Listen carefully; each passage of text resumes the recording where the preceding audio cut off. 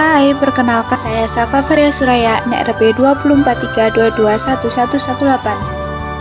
Halo, perkenalkan nama saya Hani Putri Hartanti dengan nomor NRP 243221019. Hai, perkenalkan nama saya Elsa Amelia Nur Arimba dengan nomor NRP 243221117. GMM adalah metode untuk mengelompokkan data berdasarkan asumsi bahwa data berasal dari beberapa kelompok berbentuk lonceng atau distribusi normal. Setiap kelompok punya ciri sendiri, dan GMM membantu kita tahu data masuk ke kelompok mana dengan melihat kemungkinan atau probabilitasnya.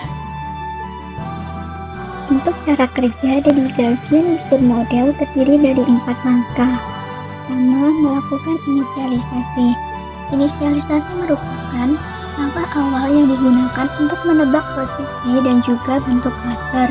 Umumnya menggunakan hasil clustering K-means, yaitu yang ditentukan oleh parameter means, covariance, dan juga bobot. Kedua, expectation step. Menghitung probabilitas posterior. Dalam kata lain, pada langkah ini dilakukan perhitungan seberapa besar peluang titik A berasal dari suatu klaster. Contohnya, pada titik A diperoleh kemungkinan 0,7 berasal dari klaster 1 dan 0,3 berasal dari klaster 2. Langkah ketiga yaitu maximalization step, memperbarui parameter, yang mana pada langkah ini dilakukan update posisi dan juga bentuk klaster, menggeser pusat klaster agar lebih dekat dengan titik-titiknya dan juga menghitung ulang probabilitas posterior. Dan langkah yang keempat yaitu mengulangi expectation step dan juga maximalization step hingga diperoleh hasil yang stabil atau konvergen. 9. Terdapat 3 kelebihan pada metode ini, yaitu yang pertama, bentuk klaster lebih fleksibel. 2. Soft clustering, yang berarti setiap titik data memiliki peluang keanggotaan pada setiap cluster dan memberikan pemahaman yang lebih mendalam mengenai struktur datanya. Yang ketiga, dapat digunakan pada data yang memiliki distribusi kompleks. Selanjutnya yaitu kekurangan dari metode ini juga ada 3. Pertama, sensitif terhadap inisialisasi. Kedua, memungkinkan terjadinya overfitting. Dan yang ketiga, memiliki biaya mahal pada komputasinya. Perbedaan Gaussian Lister Model dan juga K-means. Pada GMM, model mampu menangkap batas klaster yang kompleks dan non-linear serta mengakomodasi klaster dengan bentuk elips dan orientasi berbeda. Sedangkan pada clustering K-means terbatas pada bentuk klaster bulat dan ukuran yang sama serta tidak dapat mengidentifikasi data yang berdistribusi kompleks.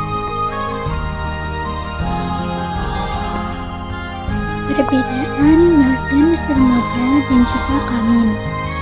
Pada GMM, model mampu menangkap batas klaster yang kompleks dan non-linear serta mengakomodasi klaster dengan bentuk elips dan orientasi berbeda.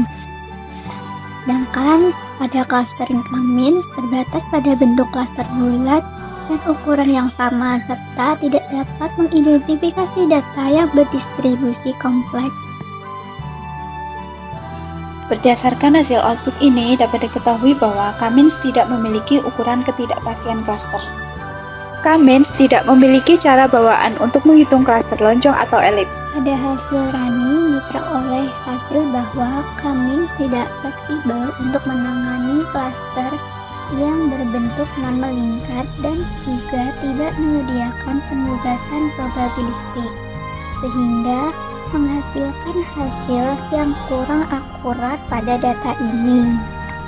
Karena GMM berbasis model probabilistik, kita dapat memperoleh penugasan klaster berupa probabilitas menggunakan metode predik probabilistic learning. Kita dapat memvisualisasikan ketidakpastian ini dengan misalnya membuat ukuran setiap titik proporsional dengan ketidakpastian prediksi. Sehingga diperoleh hasil model campuran Gaussian sangat mirip dengan K-min, di mana model ini menggunakan pendekatan ekspektasi maksimalisasi secara kualitatif.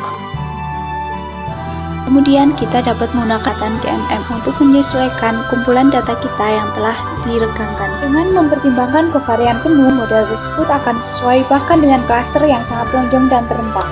Trig merupakan program untuk membuat dan mengumpulkan data berbentuk bulat yang sabit, sedangkan trig digunakan untuk menerapkan Bayesian model efektif GMM pada data tersebut.